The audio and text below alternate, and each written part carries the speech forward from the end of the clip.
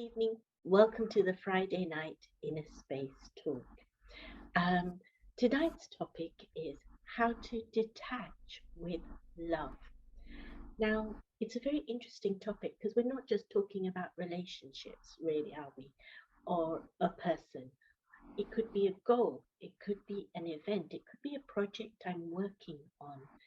And the thing is that when we get too attached or involved in it, when it completely takes over our headspace, we find ourselves worrying or stressed.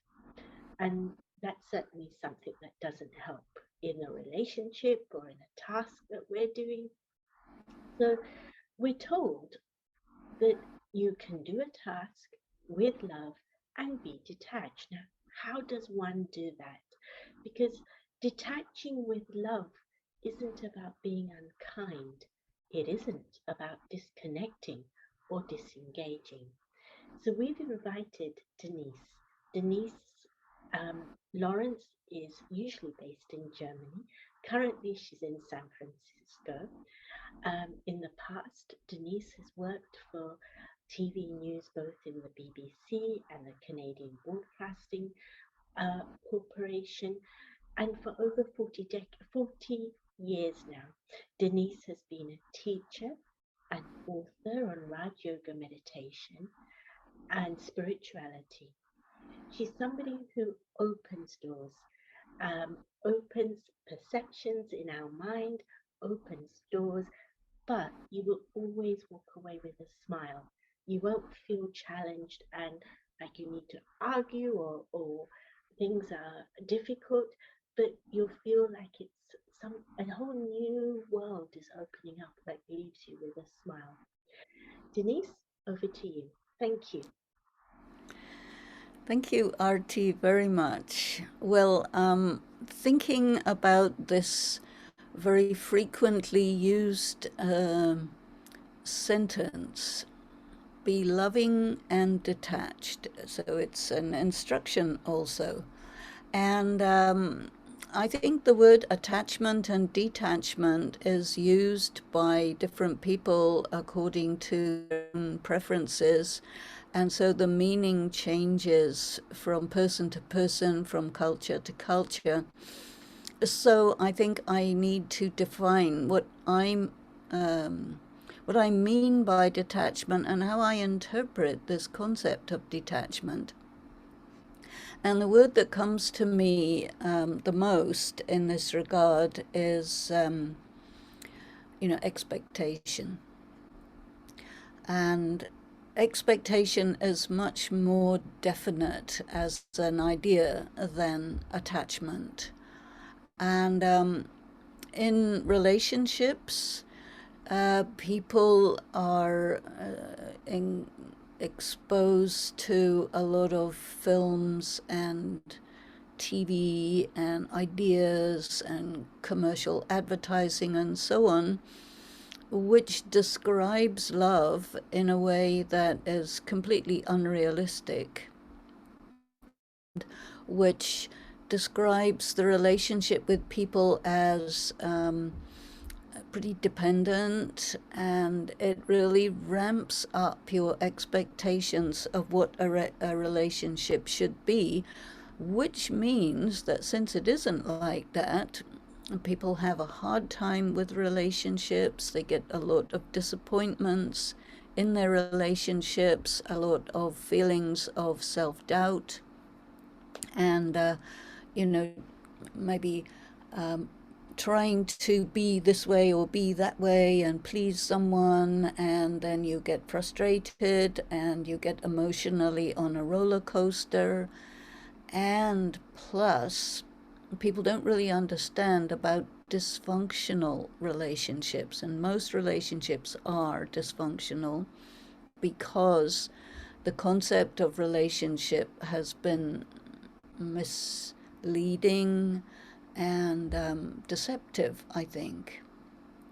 So I think part of what I'm doing is really challenging the the assumptions people have about relationships, and that means all relationships, not just a romantic relationship, but between spouses, parents, children, between siblings, with your educators, your religious authorities, your friends, your community, people in other countries, people of other races, and all of these various different groupings that we have created, which are in many ways deceptive because they're not based on what I would call spiritual truth. And so that's one thing. Then you see everybody is told you have to have a goal. Your identity is absolutely tied up with what you achieve and how you look and how much money you have and how much influence you have, how many things you have. And accordingly, you are a valuable person or you're nobody. So there's that. And then, it depends. There are so many hierarchies, which are, in a way, I think, very artificial hierarchies in terms of you're from the first world or the third world, you are in a wealthy country or a poor country. All these various different things alter people's perception of themselves, and they create attachments in the form of expectations, and then along with that come assumptions. And then self love is not so strong because it gets replaced by self doubt, and you create a persona for yourself, and then this persona doesn't correspond to who you are, and you don't even know who you are. So in a relationship, when you have to be yourself, you can't be yourself. You have to be some artificial construct, which is not very attractive or satisfying to anyone else. And so things break down. And this is really the trouble that people are in. So it means that when we're looking at this idea of being loving and detached, or loving people with detachment, we cannot look at it without looking at the wider context. And I find in all the work that I do, putting everything in context is very essential. And I know that there are a lot of people who declare that there is no difference in cultures. Well, that's impossible. There's so many different cultures. And with every different culture, you have a different feeling, a different idea, a different set of assumptions, different kinds of prejudices. And because we're such a very mixed world, there's a lot of cross-cultural misunderstanding, and you don't really know what your differences are until you get into a clash. And then when you get into a clash, the clash is usually defined as I'm right and the other one is wrong. So then that brings in the question of ego, and ego is very subtle, quite invisible to the person who has it, a little bit more visible to someone who's looking at it. But what I want to say is that looking at the whole picture, you see that it is a very complicated tapestry that people are trying to navigate and find a way through to ultimately the self. So there are, along with love, I think I would also bring in the idea of faith. And faith in the self is very essential in order for you to love the self. And I don't think you can love another person unless you're coming from a place that you really honor and love and recognize who you are. Because when you come into a relationship, it's always a matter of adjusting to the other one. Um, when you begin a relationship, you find all the points you have in common, and sometimes people think that's it until you find that there are things that you don't have in common. And then when you find those, then maybe the relationship can enter a very difficult phase, because it's so important to understand that a relationship is not that from being an individual you become a couple. You know, there two people is called a couple, but actually two people is two people. And even you go from an individual to a family, and a family is thought of as one thing, but it's made up of 3, 4, 5, 6, 10, 20, 50 people, and everyone is individual. Then you bring into the mix another ingredient which also comes from these ideas of spirituality, and that is karma. Karma is such an interesting concept. Uh, why do you get attractive and feel love for someone in particular and not someone else? They may have the same qualifications, criteria. So why would you choose one over another? And that would be because of a karmic account.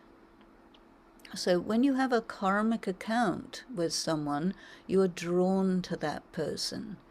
And very often people who fall in love with each other and decide to make a life together and create a family together, or they might decide to work together and create a business together.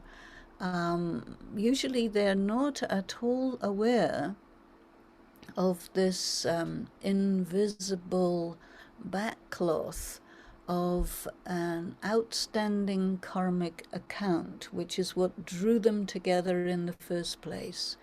And this is really where the element of detachment has to come in as an ingredient that saves you from a lot of distress when the connection with another human being starts playing out, because karma means there is a magnetic attraction which brings you together, and this is followed by a magnetic repulsion, which creates circumstances that kind of force you apart. So you have this circumstance of love hate, where you are attracted and repulsed. So detachment is a really powerful ingredient in this, because when you are attracted, this attraction has a tendency to cause you to put your powers of discernment aside, and the power of attraction kind of takes over from the signs that would normally be visible to tell you, be careful, don't get caught up in this too much, bear in mind, here are some characteristics that you need to maybe set some boundaries about. And so this detachment, when you bring it in to the circumstance of attraction, is that you're then able to see what the attraction tries to hide from you. So this is really very, very good, because then you can actually make an informed choice. Yes, I like this person, I have many things in common with this person, and I'm a separate individual, and along with all the things we have in common, there's all sorts of things we don't have in common. And we also must have our own time. Maybe we have different friends, so you have time together, time apart, and you create rules of engagement for how the relationship will go.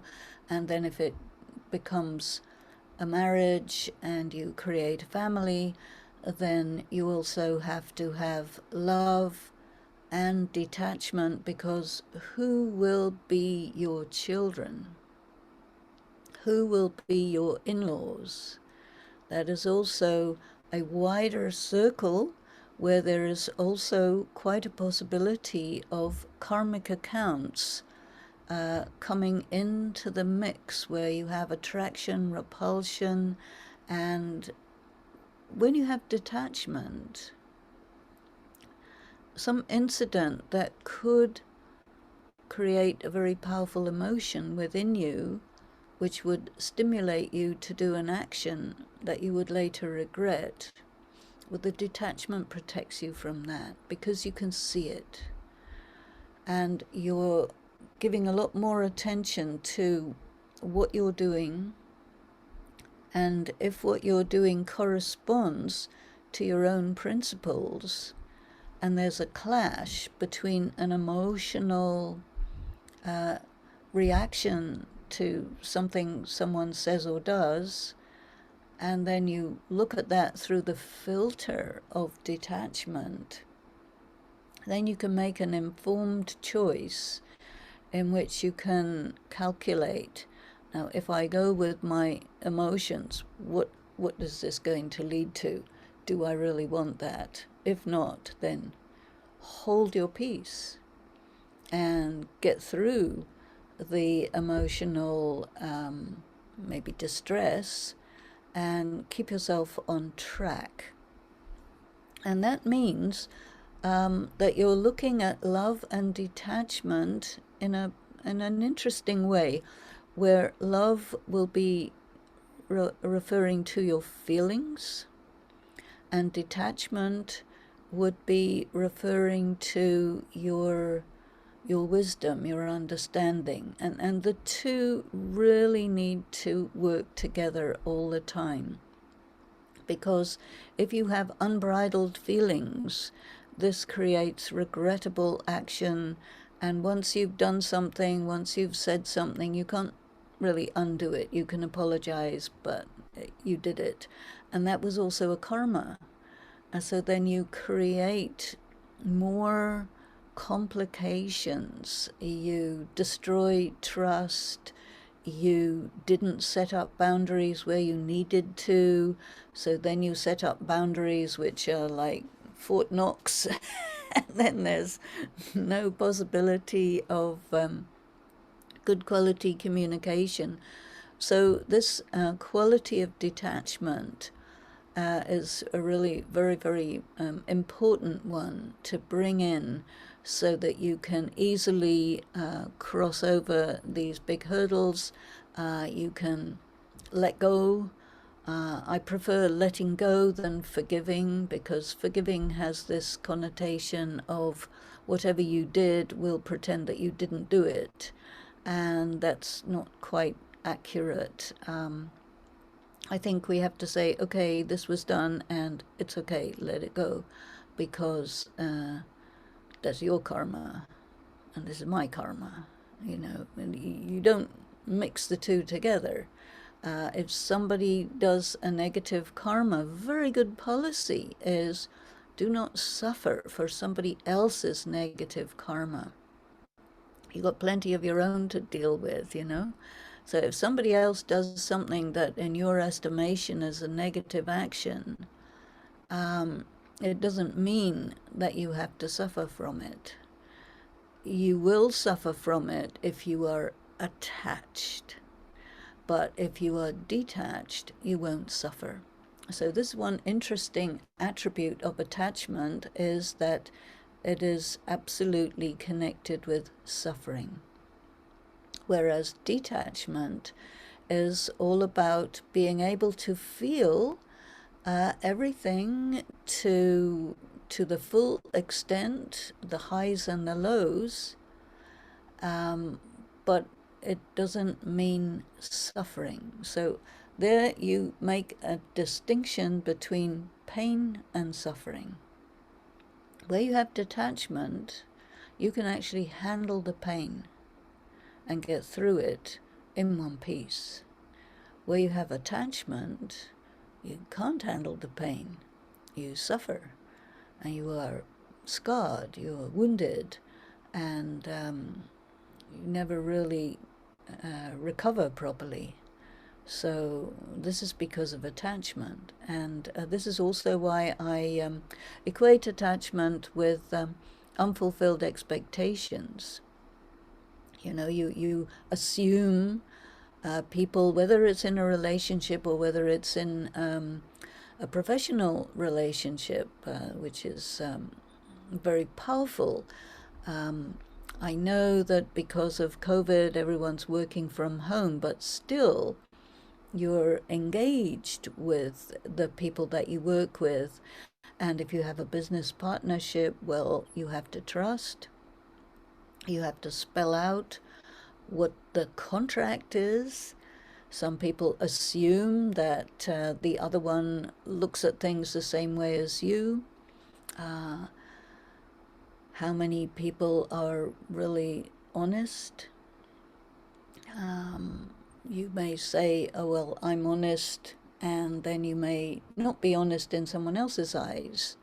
And they may say, well, I'm honest, but they may not be honest in your eyes. So that there's a subjective aspect of it because you haven't defined the social contract.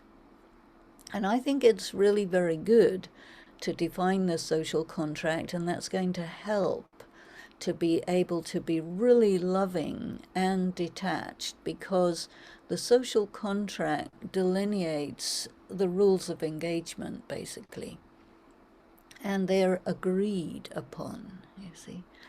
When people get into relationships without defining the contract, because any relationship is an unwritten contract, but the complications of karma, the complications of people's expectations, the dysfunctionality,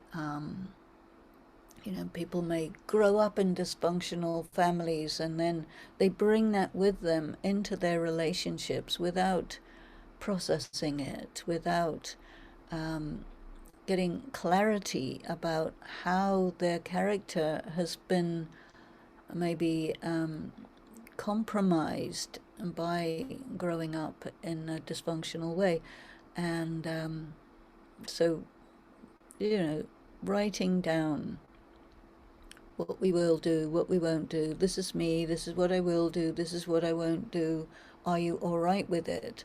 I need this much time. I expect this from you. Is it too much? Is it proper?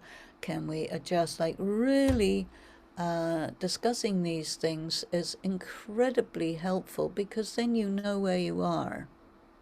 And of course, this never happens at the beginning of a relationship, or very rarely.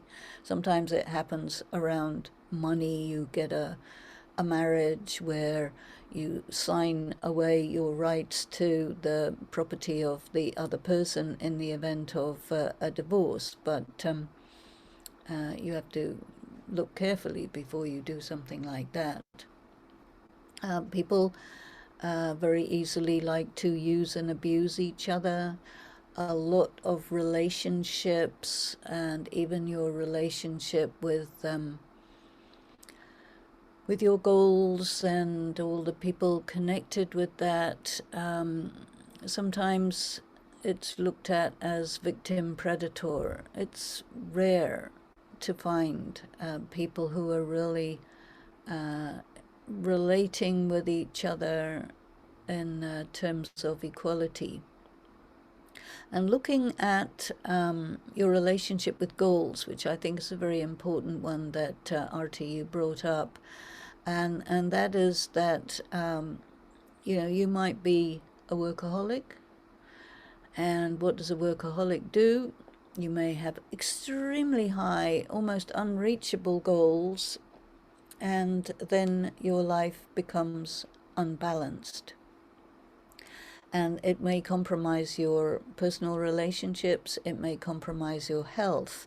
And what it will also do, not everybody's aware about this, but it'll compromise your level of spiritual energy. And your level of spiritual energy is really very important.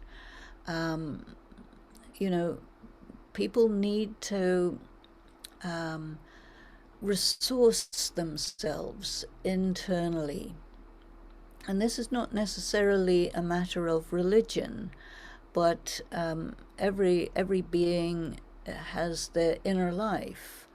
And some people's inner life is a bit of a desert, and then they do not have inner power. And when you're dealing with the challenges that are coming at us a lot these days, if you have a strong inner life, you can handle it. So your inner life or your inner spiritual energy is something that gets built up when you have balance in your life, proper nutrition, exercise, sleep, social time, work time, and alone time. This all needs to be balanced, and then it's very natural for the self to resource yourself, almost intuitively and subconsciously. But most people are really spiritually depleted, and this is why there's so much interest in meditation, because you have to very consciously take time to fill yourself, take time to relax, go inside, commune with the higher being, and make yourself in your power. You see, when you're not in your power, it's very easy for someone else to drain your power. When you're not in your power, it's very easy to give away your power and come under other people's influences. And so all of this creates a victim-predator situation, and it also creates a circumstance where you are vulnerable to getting distressed. And so the inner life is to do with love for yourself. And also detachment comes in there, because if you love yourself,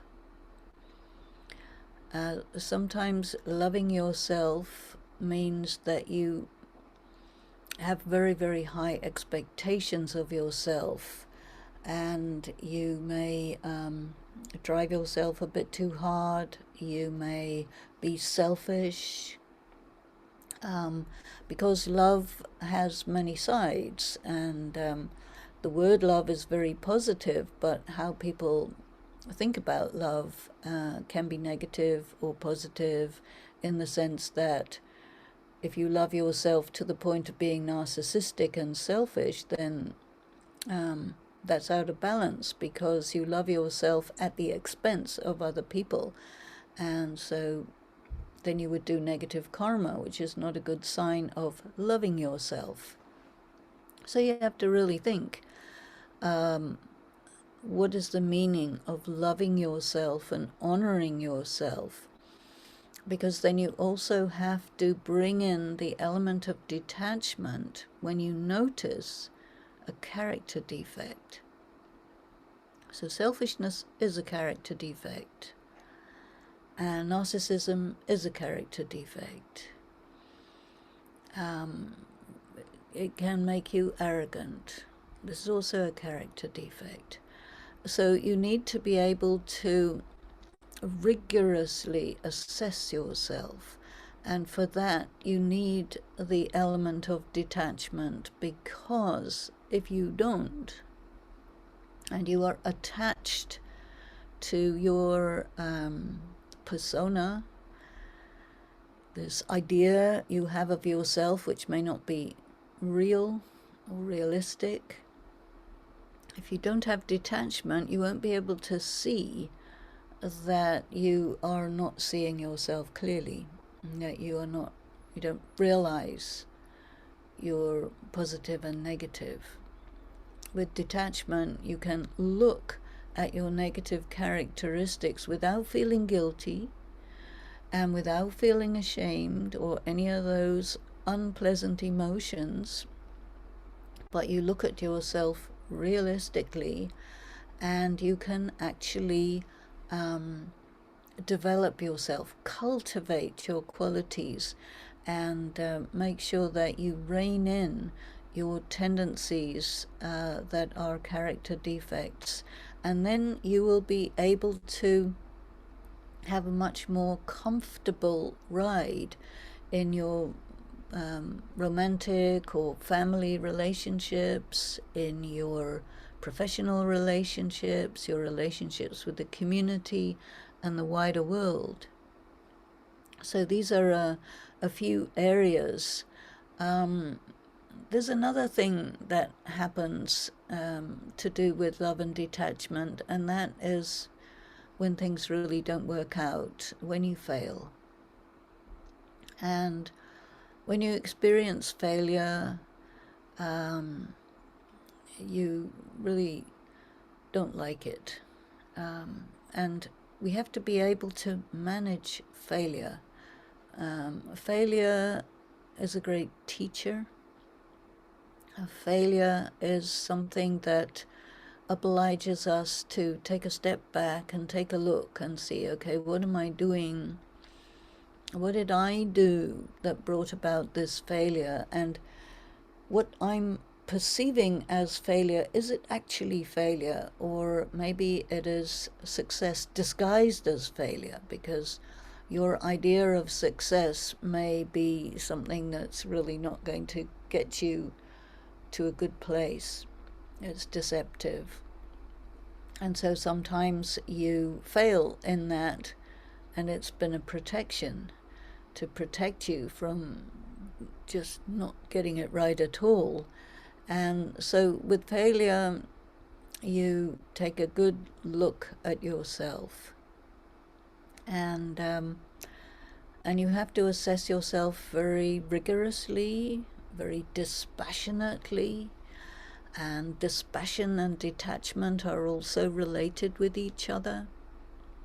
And then see, okay, now who are you really? And just take a look. I think a very interesting thing to do at such a time is do a SWOT analysis of yourself, where you're looking at your strengths, your weaknesses, your opportunities, and your threats. And this also, I think, to do a really good rigorous analysis of the self in the form of a SWOT analysis, really the two, love and detachment, both must be equally present. Love yourself means don't judge yourself harshly. A lot of people, when they do experience failure, they will judge themselves very harshly. And I think partly it's a cultural thing, because we live in a world where, you know, excellence is considered important, and somebody who is the world champion is considered normal, and everybody else is subnormal. And it's not like that. There are very, very few who will excel, and we need to recognize and value those people. And to aspire to excellence is very important. But if you are not the very, very best in the world, it doesn't mean that you have failed. But somehow in our culture, people have got this idea that if I'm not the absolute top, then I'm nobody. This is not true. So, to love the self means to understand the self and what is my potential, and fulfilling my potential to be the best me that I can be. That is success. That is love for the self. And one also has to bring in detachment, to detach from the maybe peer pressure or expectations that may be put upon one by others who will say, oh, well, you're not that great, and put you down. So when people put you down in that way, you have to look after yourself, and that is love, and say, hey, you know, uh, I'm not going to allow anyone to diminish me just so that they can feel better about themselves. That is not good human interrelationship. And these kinds of ways have emerged due to how people relate to the social media, especially when they get addicted to it, because it's a very addictive thing. And it's all about unrealistic expectations. So, expectations, there are realistic and there are unrealistic, and we need to know the difference. And so, for that, we need to be detached, we need to be dispassionate, we need to be clear, we need to be wise, and not come under all these influences.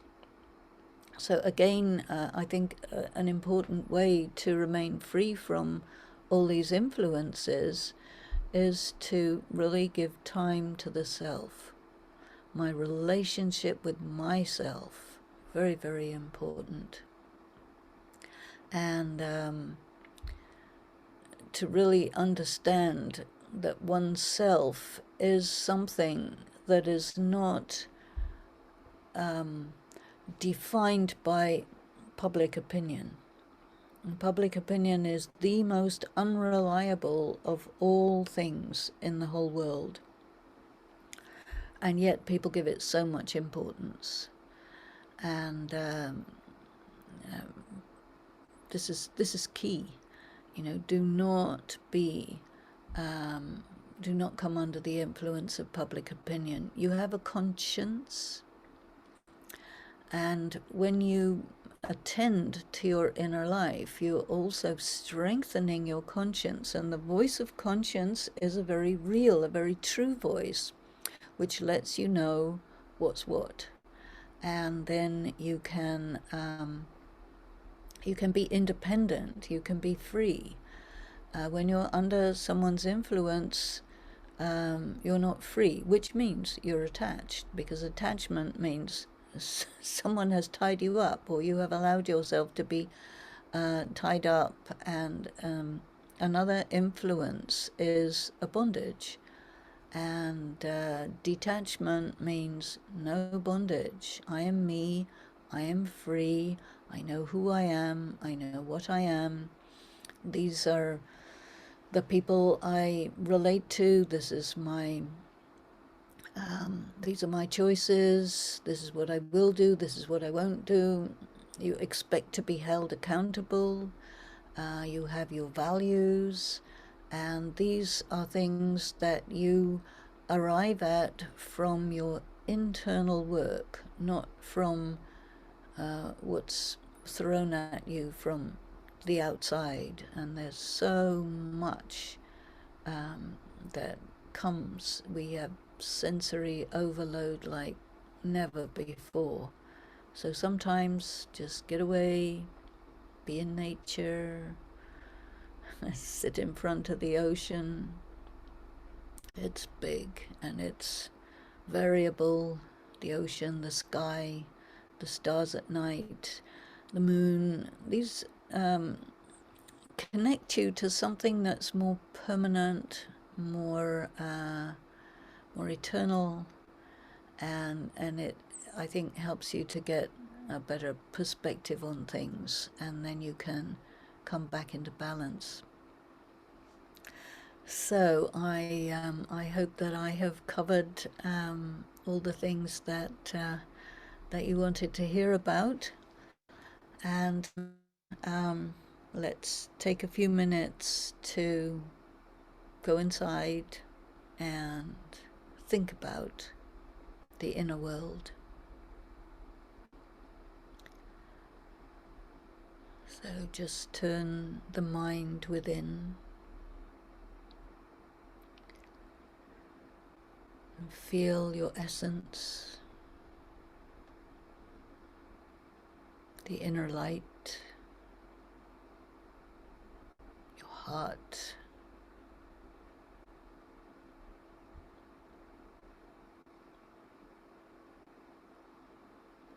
Feel the depth of your being, your true self,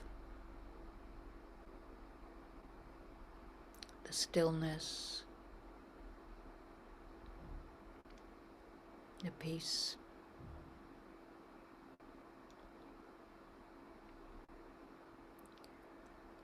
And going to your inner core is a great act of self-love.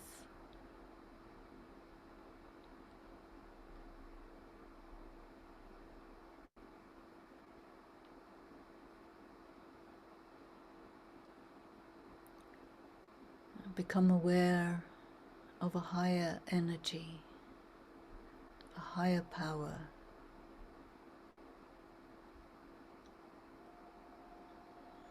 that reaches you with waves of love,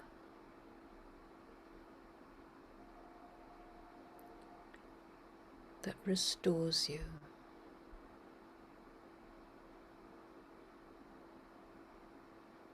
replenishes your spirit.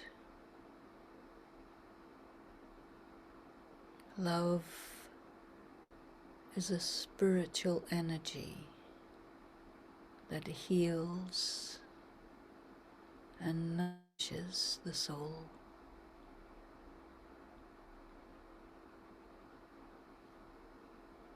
Take that in again and again,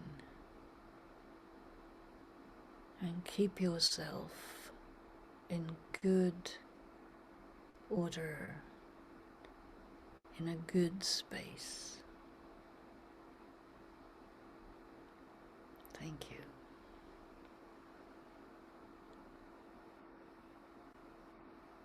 Thank you, Denise.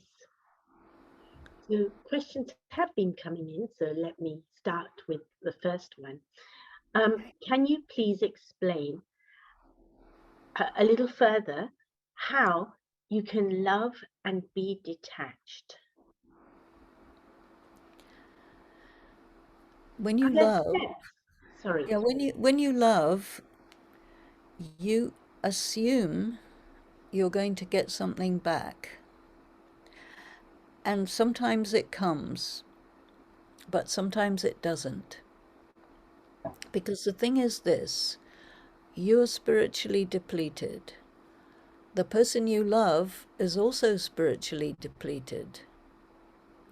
And when you love somebody, it's also an act of trying to, nourish yourself from your connection with that other person. So you think you're loving someone, but what's really going on is you're trying to sustain yourself from that other person who's also trying to sustain themselves from you. And this creates the attachment, the dependency, the expectation. So loving and being detached means you must sustain yourself not from the other person. You must sustain yourself from your inner spiritual life, because then you have something to offer. Love means giving. And of course, karma is all about give and take. But because everybody's spiritually depleted, you cannot get very much from another person, and they cannot get very much from you. Have you ever experienced that somebody's trying to, like, you know, suck your energy, and you just say, I loved you, and I can't love you anymore, I'm just exhausted, you know? And so detachment means that you know that you love your source of love is not the other person. Your source of love is your spiritual work that you do to restore yourself. And you can't use another person for that, although a lot of people do. But it's not a good idea. So that's what loving and detachment is really about. Thank you. Next question. You mentioned that taking, excuse me, you mentioned that taking in public opinion takes away our freedom and is like a bondage. But how do we differentiate between being misdirected versus getting support or advice for ourselves or others? Um, Well, you see, public opinion is they're evaluating you. They say you're wonderful, marvelous, fantastic 1 minute, and then they don't like you the next minute. And you feel happy when they like you, unhappy when they don't like you. That means you have given away your power to this public opinion. And so, what you need to do is something more like this. You may have, if you don't have, you need to have in your life at least one or two people who you trust and with whom you have a really good friendship. And if you are off track, they will let you know, and they will let you know confidentially. And this is their love for you. But if you're just listening to what the general public is saying, like you're doing your election polls for popularity, you're really making a big mistake because they don't know you and they evaluate you by their criteria, which may not be very valuable criteria. No, you just need to sit down and think about how very damaging it is to the self to give importance to public opinion. Public means the general public, but you may have people who you respect, who you trust their opinion, you know them, they know you, and they will give you valuable feedback. But there's not very many people like that. You see. Thank you. Thank you. The next question is another word for karma in relationship chemistry? Chemistry is the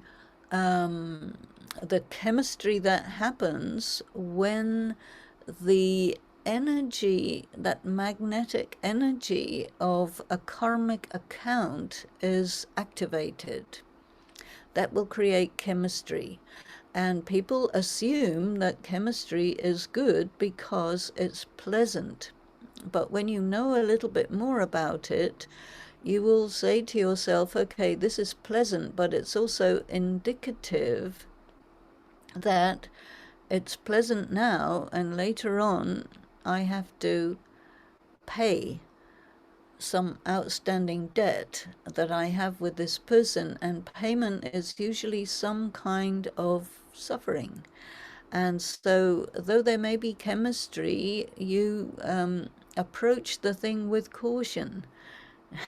And then, and also really think about um, this social contract, and really be very aware when you get signals which show you that all is not well, regardless of the chemistry, because the chemistry is kind of deceptive.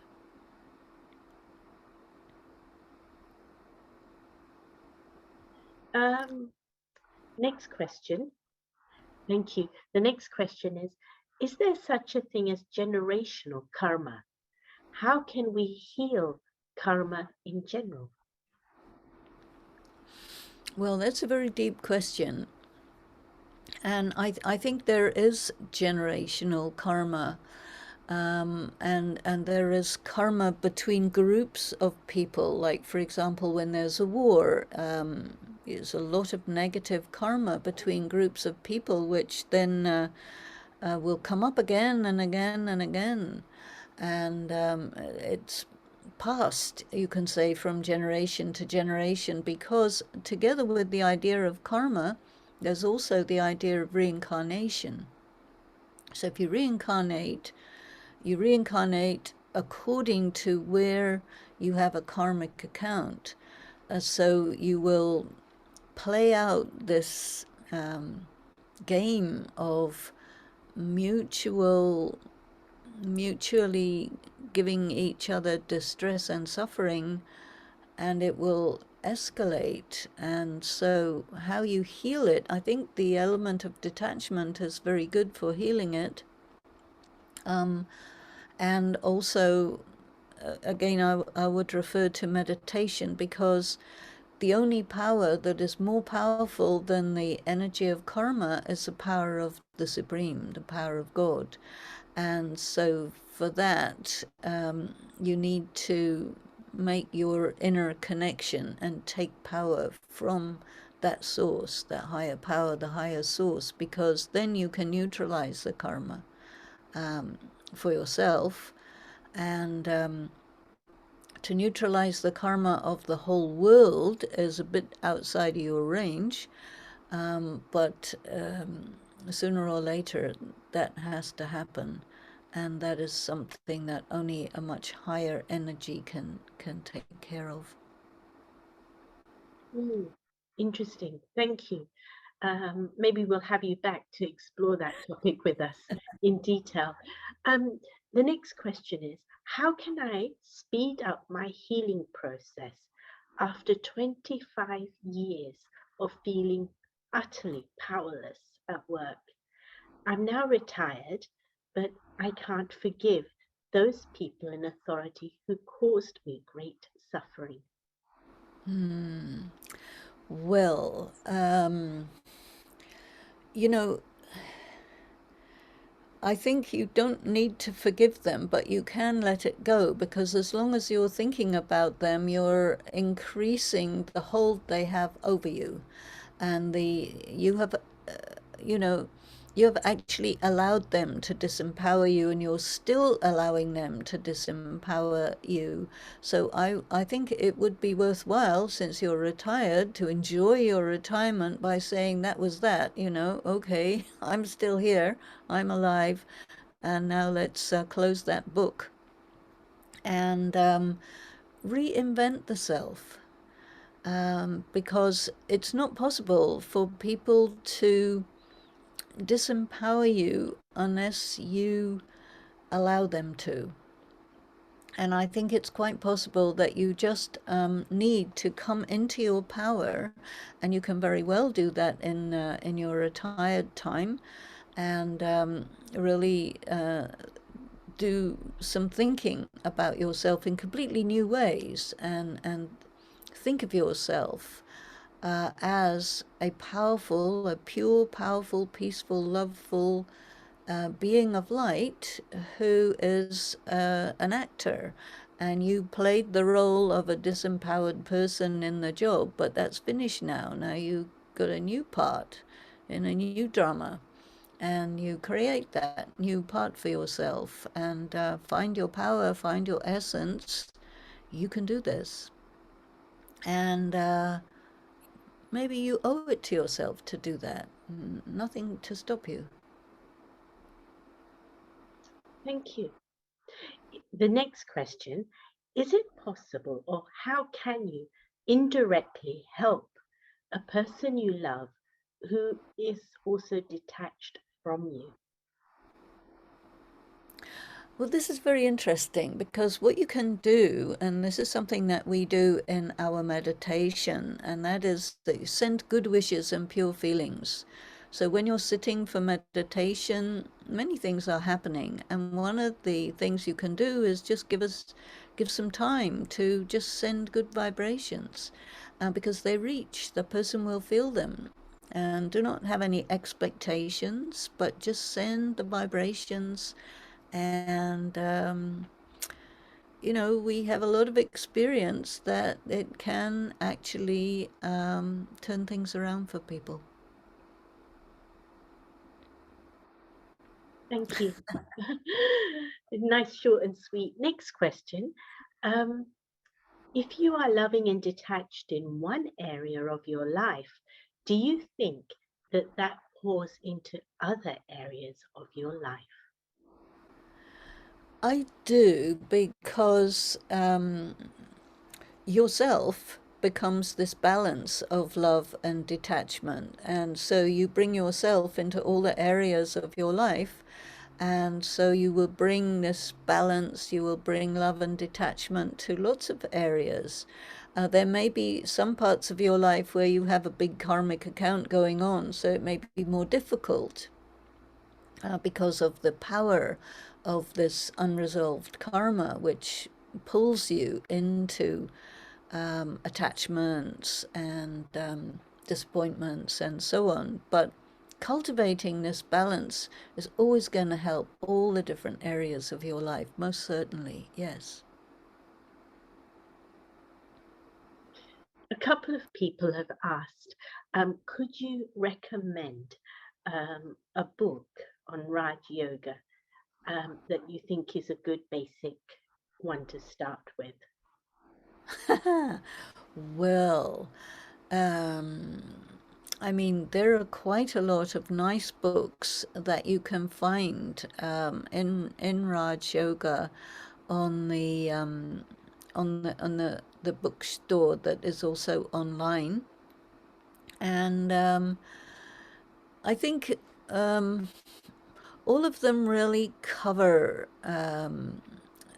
the good material. I like very much the books by Daddy Janki, and she was a great yogi, a great teacher, and she did a very nice one. Brother Neville Hodgkinson has interviewed her and created books of the conversations with her. There's one very nice one called Inside Out. There's a lot of wisdom that's in these little captions, and another very good one called The Companion of God. Inner Beauty is another very good one, and so have a look and see what attracts you, because all of them will lead you to the practice, soul consciousness, connection with the higher being, and cultivating your virtues, finding yourself, finding your power, moving forward. It's a big journey, and you owe it to yourself to do these acts of love to the self. An act of love is to fill yourself with spiritual power, understand what are the energies affecting your life, and bring yourself really into your power so that you are the master of your life. This is the really good thing. Thank you. Um, how can we identify when we have negative karmic accounts that need to be settled? Well, then you will experience hardship, suffering, distress, upset. You will be out of sorts. You will not be yourself. You will be depressed and all this sort of thing. And one very, very key ingredient is patience. And the thing is also, like, this is a period of time where energies are really low, spiritual energies are really low, negative energies are really high, karmic accounts are getting settled left and right. It's quite stressful. And so give yourself time to build up your strength. Just patiently. Don't expect to, they say Rome wasn't built in a day. So you also can't finish off your all karmic accounts in 5 minutes. No, it's a process, it's a lifetime of work.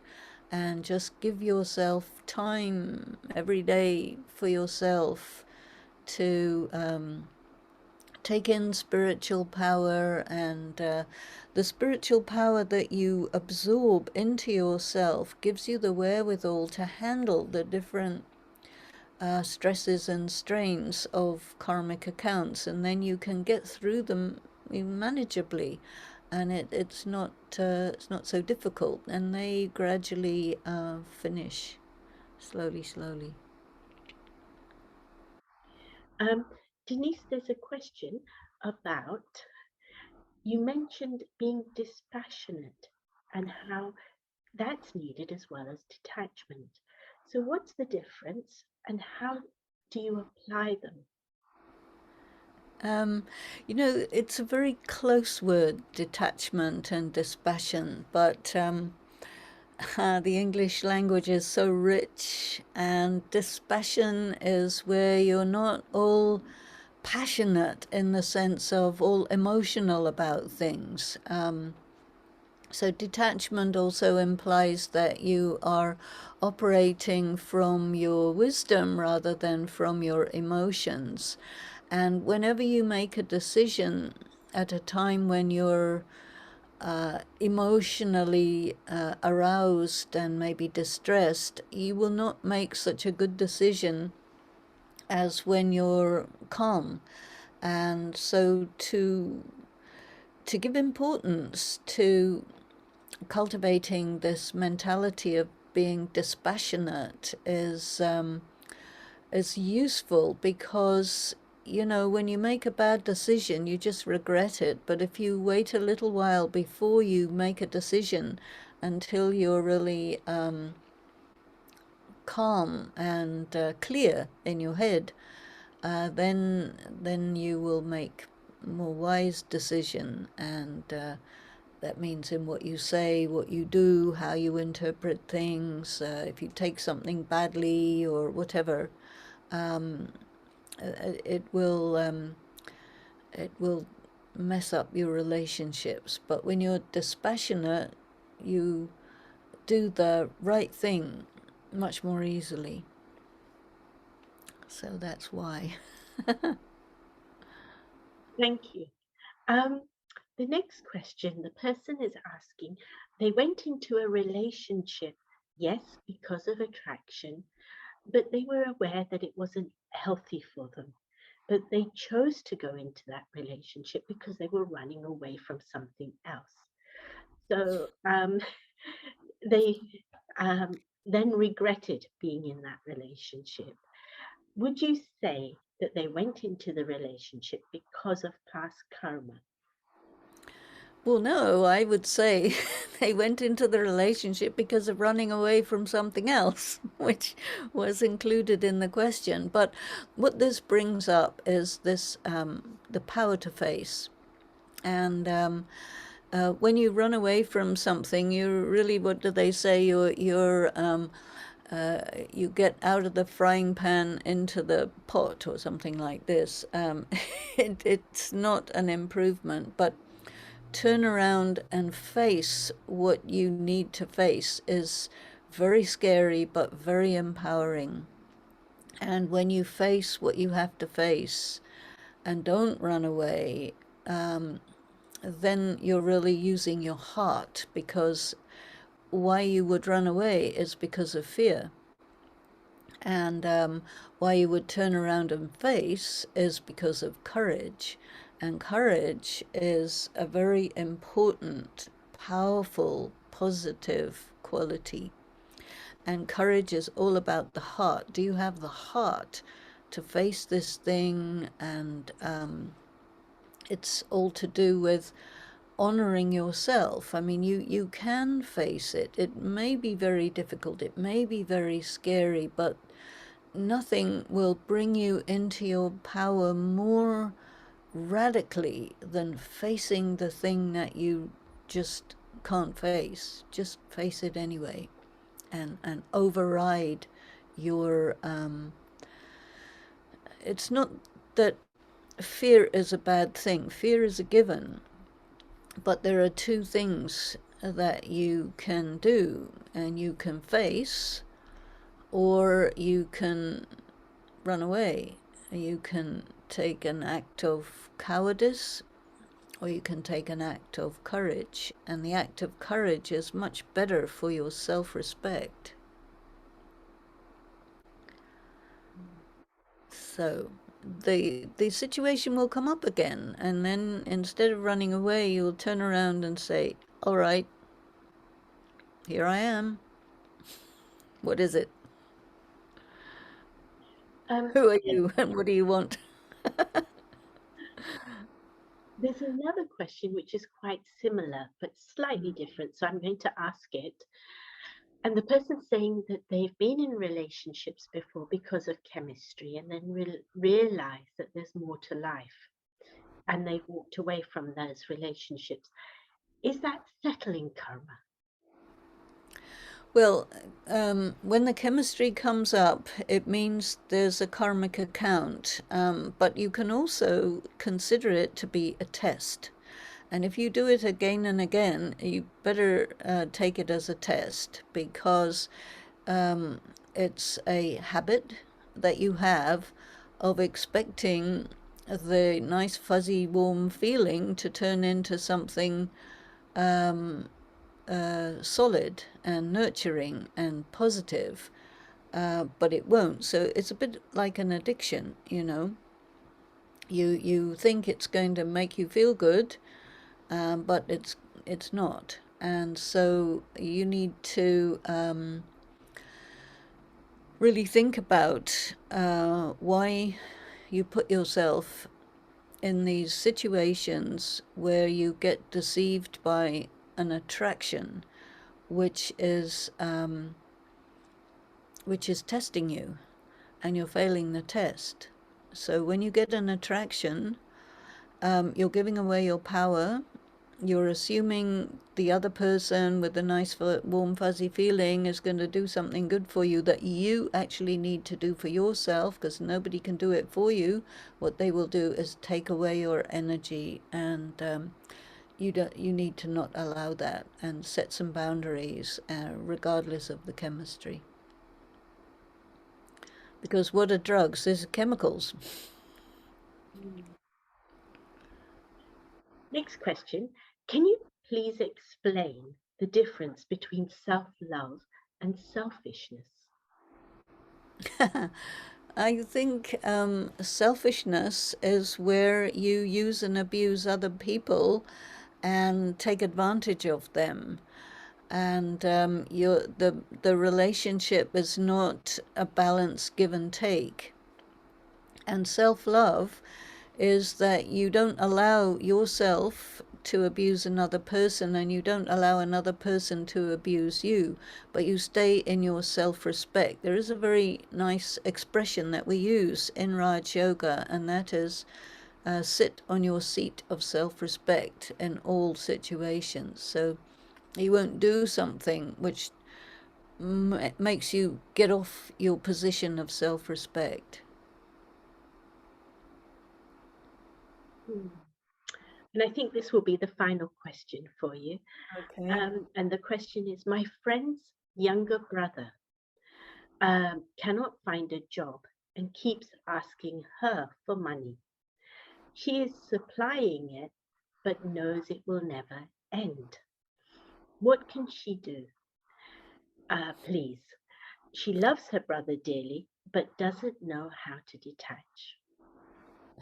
Well, detachment is not something you know how to do. It's something you do in spite of the huge objection that will come your way, because the younger brother will get angry with you and try to force her to carry on doing it and create the guilt trip and all the whole drama. But you have to say no is a complete sentence, and that's it. What you are doing is enabling the younger brother's character defect, and don't do that because it's a negative karma. And whatever he does doesn't matter. Handle it. No. Full stop. No. It's called just say no. These are all issues of addiction, what's coming up here. Relationship addiction is a real thing, you know. Mm, gosh. Okay, I'm sorry. I did say the last question was the last, but it's not.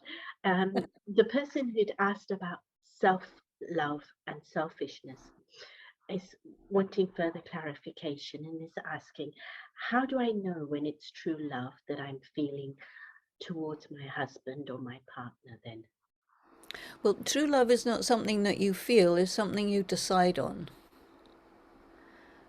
Very important. Love is an act, it is a decision. I choose to give love, kindness, attention, etc., to my husband, and I will, excuse me, I will negotiate the relationship. We will sit down and we will talk about it. And Denise, thank you so much for making the extra time, but making the time and joining us and sharing so insightfully. Lots of people have said thank you so much. If Well, you've made thank you. It's my great pleasure, and it's always good to talk with you and see you. Thanks. And to our audience, thank you so much for joining us.